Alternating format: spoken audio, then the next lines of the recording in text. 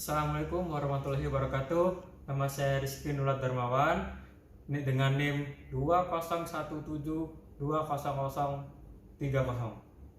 Saya dari kelas TI1SP ingin menjelaskan tentang pengukuran. Apa sih pengukuran? Pengukuran adalah penentuan besaran, dimensi, atau kapasitas yang biasanya terhadap suatu standar atau satuan ukur. Oke, di sini saya akan menjelaskan jangka sorong, multimeter, barometer, hygrometer, manometer, anemometer, dan terakhir speedometer. Jangka sorong. Apa sih jangka sorong? Jangka sorong adalah suatu alat ukur yang penelitiannya dapat mencapai 100 mm. Ini adalah gambar jangka sorong yang ada bagian-bagiannya, yaitu rahang luar, skru pengunci, skala nonis dengan satuan inci, skala utama dengan satuan inci, rahang dalam, skala nonis dengan satuan milimeter, pengubah atau thumb screw, skala utama dengan satuan milimeter, dan ekor atau depth probe. Oke, skru pengunci.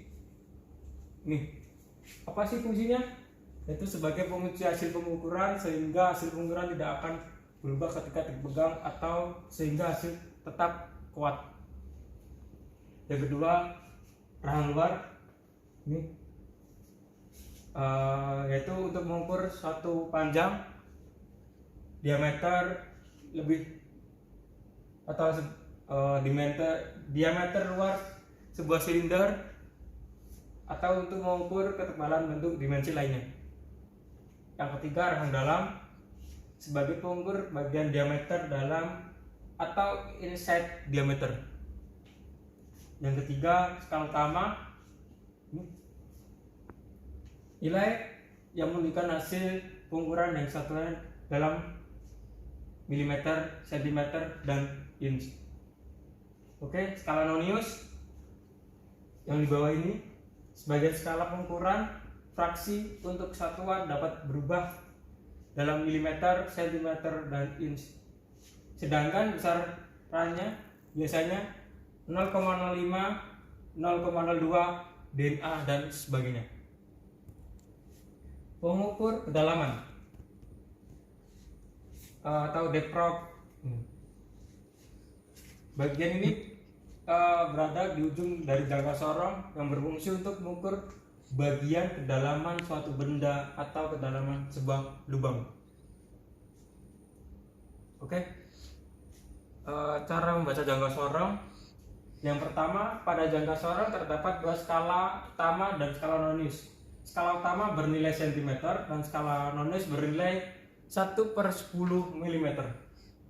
Yang kedua, lihat angka 0 pada nonis, garis pada skala utama yang berada tepat di belakang 0 pada skala nonis adalah nilai ukur skala utamanya. Dan yang ketiga, setelah mendapat nilai ukur skala utama, kita perlu membaca nilai ukur skala nonis dengan cara menentukan garis yang berhimpitan antara skala utama dengan skala nonis. Jumlahkan hasil utama atau hasil skala utama dengan skala nonisnya agar kita mendapatkan hasil pengukuran yang berbeda. Ini contoh soal. Dapat dilihat bahwa garis merah putus-putus bernilai ini 2,7 cm, sedangkan garis putus-putus menunjukkan nilai skala nonis yang bernilai 0,6. Ini atau setara dengan 0,06 cm. Sehingga dapat menjumlahkan kedua nilai tersebut, kita akan mendapatkan nilai membaca skala dari pengukuran jangka sorong tersebut yang bernilai 2,76 cm. Oke, yang kedua, multimeter. Multimeter atau multitester adalah alat ukur listrik yang sering dikenal dengan sebagai volt ohmmeter, yang dapat mengukur tegangan voltmeter, hambatan atau ohmmeter, maupun arus dengan satuan ampere. Ada dua kategori multimeter, yaitu multimeter analog dan multimeter digital. Di sini saya akan menjelaskan tentang multimeter digital. Bagian-bagiannya nih, jarum penunjuk meteran berfungsi sebagai penunjuk besaran yang diukur, skala yang di bagian atas berfungsi sebagai skala pembaca, yaitu skala dengan tegangan skala arus dan skala resistor. Yang ketiga, zero adjust screw yang berfungsi untuk mengatur kedudukan jarum penunjuk dengan cara memutar skrunya ke kanan atau ke kiri dengan menggunakan open bibih kecil.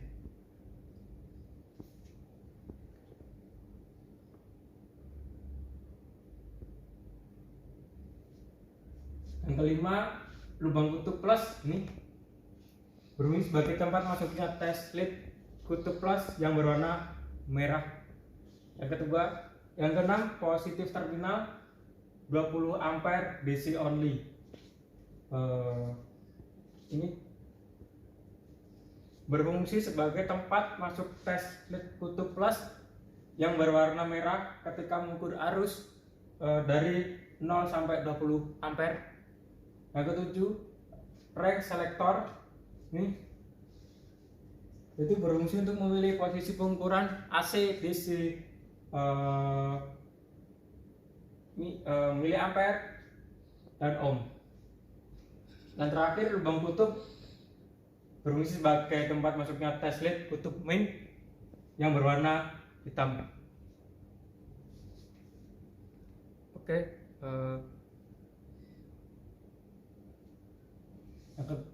cara membaca multimeter. Lihat angka yang ditunjukkan jarum pada deret angka ohm. Lihat skala pada skala pemilih, saklar pemilih. Kalikan angka yang bertunjuk jarum dengan angka pada saklar pemilih. Ini contohnya. Dapat dibaca, ini adalah saklar yang kita pilih. Ini merupakan angka 10 ohm ya. Terus di sini jarum menunjukkan 10.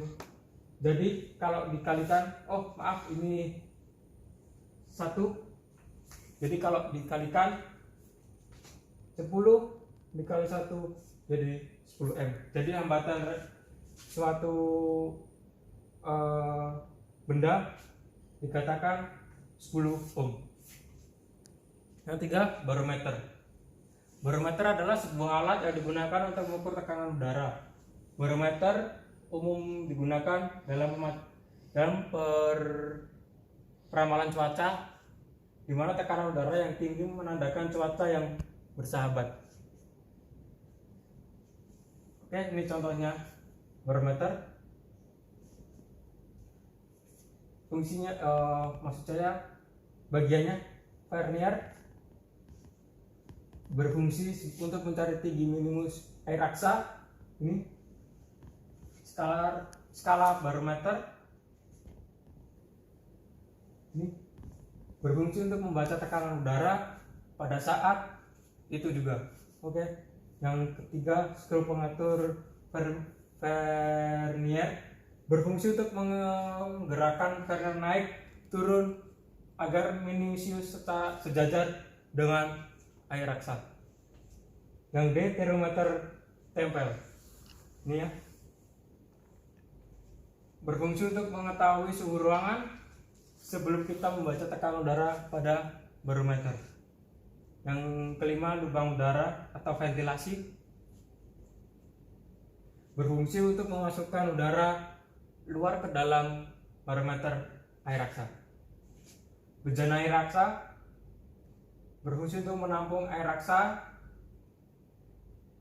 Yang terakhir, skrup operasional berfungsi untuk mencegah air raksa agar tidak tumpah dan tidak berkurang volumenya. Yang keempat, hygrometer. Hygrometer adalah sejenis alat untuk mengukur tingkat kelembapan pada suatu tempat. Ini contoh hygrometer. Nah, hygrometer itu cara menggunakannya sederhana, tidak jauh berbeda dengan termometer, caranya yaitu dengan meletakkan alat ini di tempat yang ingin diukur kelembapannya, dan menunggu beberapa saat dan kemudian baca skala yang ditunjukkan dalam barometer ditandai dengan tanda persen bersama dengan derajat Celcius ini. Yang kelima, manometer. Manometer adalah alat untuk mengukur kolom cairan. Manometer adalah alat yang menggunakan kolom cairan untuk mengukur suatu tekanan. Ini contoh manometer. Ada ruang vakum, air raksa, dan gas. Gimana cara menghitungnya? Pertama-tama, permukaan air raksa pada pipa harus sama tingginya, ini sama tinggi ya. Kemudian salah satu ujungnya dihubungkan dengan ruangan yang akan diukur tekanan, dan ujungnya yang lain berhubungan dengan udara luar atau atmosfer. Jadi satu dimasukkan ke tempat yang akan diukur, yang satunya di atmosfer. Setelah dihubungkan, permukaan raksa pada pipa menjadi tidak sama tingginya. Jika permukaan raksa pada pipa terbuka lebih tinggi dibandingkan yang dihubungkan pada ruang tertutup, maka hal tersebut disebabkan oleh dorongan raksa dalam pipa U karena gas dalam ruangan tertutup lebih besar daripada tekanan udara. Ini nanti akan berbeda tingkatannya atau tingginya, itulah yang menunjukkan tekanan udaranya. Yang keenam, anemometer. Anemometer adalah suatu pengukur kecepatan angin yang banyak dipakai dalam bidang meteorologi dan geofisika atau stasiun perkiraan cuaca. Ini contoh gambarnya. Dengan di sini ada kipas, LED, dan tombol-tombol. Ini bagiannya kincir untuk mendeteksi kecepatan angin. Ini layar digital untuk menampilkan hasil pengukuran. Tombol Mach atau Min ini untuk merekam hasil pengukuran. Tombol Hold untuk menghentikan atau melihat hasil pengukuran. Tombol Power untuk menghidupkan atau mematikan alat. Tombol Unit untuk mengubah suatu satuan pada alat.